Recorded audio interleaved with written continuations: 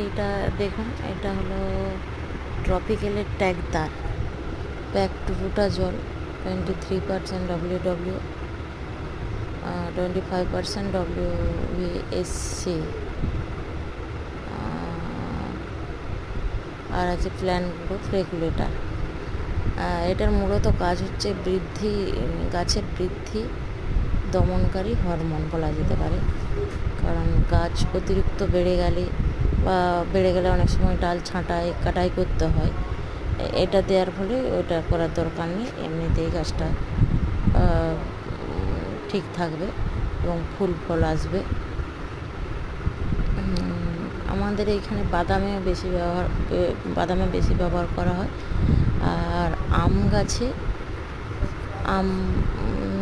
মানে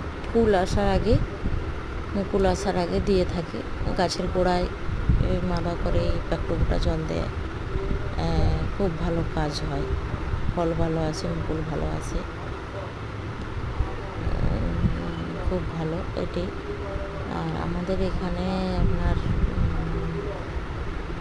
বাদামে ব্যবহার করা হয়।